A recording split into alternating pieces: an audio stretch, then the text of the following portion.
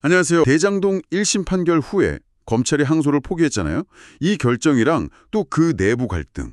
이게 단순한 법 절차 문제가 아니다. 이재명 대통령 재판 재개 문제랑 어떻게 연결된다고 주장하는지 그 논리 구조를 한번 집중적으로 파헤쳐보죠. 아시다시피 대장동 사건, 워낙 큰 개발 비리 의혹 사건이라 정치적으로도 관심이 뜨거웠죠.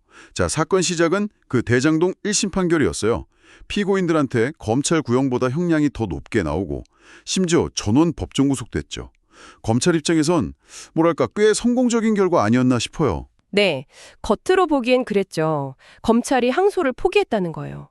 여기서부터 논란이 확 커졌습니다.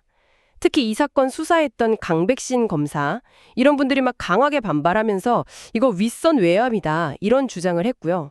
그러면서 이제 보수 언론이랑 국민의힘 쪽에서 이걸 막 키웠죠. 그러니까 과거에 그 윤석열 관련된 사건에서 검찰이 즉시 항고 포기했을 때는 되게 조용했거든요. 내부가? 네, 맞아요.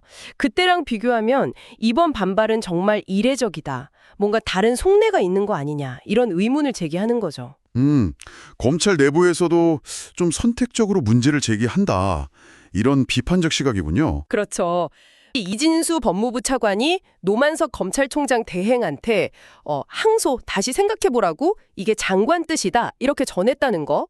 그리고 또 노 대행이 나중에 대검 연구관들한테 설명할 때 용산과의 관계, 그러니까 대통령실이죠. 그걸 고려해서 항소 포기했다 이렇게 말했다는 내용? 근데 이 두 사람, 이진수 차관이랑 노만석 대행을 친윤 검사다. 또 현 정부 검찰개혁을 방해해온 인물이다.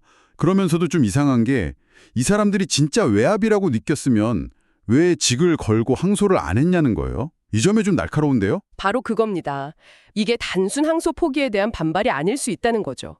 내란적 폐세력, 이들이 과거 대장동 수사 과정에서 혹시 있었을지 모르는 조작 의혹 같은 거 있잖아요. 검찰의 치부? 그런 걸 덮으려는 의도도 있고 더 큰 어떤 정치적 목적이 있다고. 더 큰 정치적 목적이라면 구체적으로 뭘까요? 핵심은 이거예요. 이 항소 포기 논란 자체를 이재명 정부의 외압 프레임으로 만들려는 거다. 그래서 이걸 빌미로 삼아서 헌법 84조 있잖아요. 대통령 재직 중에는 형사소추 안 당하는 거. 그 조항 때문에 지금 중단된 이재명 대통령 재판을 임기 중에 다시 열려고 하는 그런 정치적 공작이라는 거죠. 아, 그러니까 탄핵은 어려우니 재판정에 세워서 정치적 타격을 주겠다. 네, 그런 시도라는 해석인 거죠. 정권을 되찾으려는. 와, 정말 구체적인데요.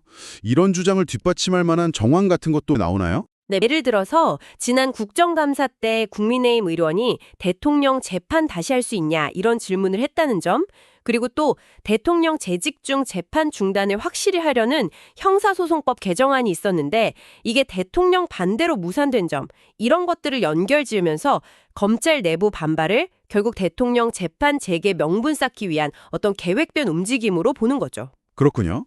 지금 언론 관심이 온통 항소 포기 외압이 진짜냐 아니냐 여기에만 쏠려 있다는 거예요.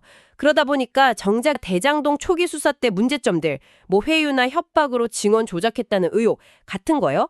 이런 건 상대적으로 덜 부각되고 있다는 거죠.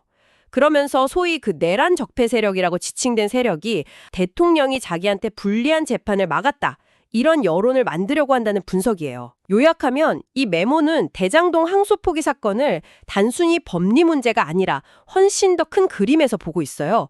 현 정부와 내란 적폐 세력 간의 아주 치열한 정치 싸움, 특히 대통령 재판 재개 문제와 깊숙이 연결된 고도의 전략으로 해석하는 거죠. 그러니까 검찰 내부의 특정 행동들이 어떻게 정치적으로 이용될 수 있는지, 또 그 과정에서 검찰 스스로의 문제는 슬쩍 가려줄 수 있는지, 이런 점들을 좀 드러내려는 아주 비판적인 시각을 강하게 보여주고 있습니다. 네.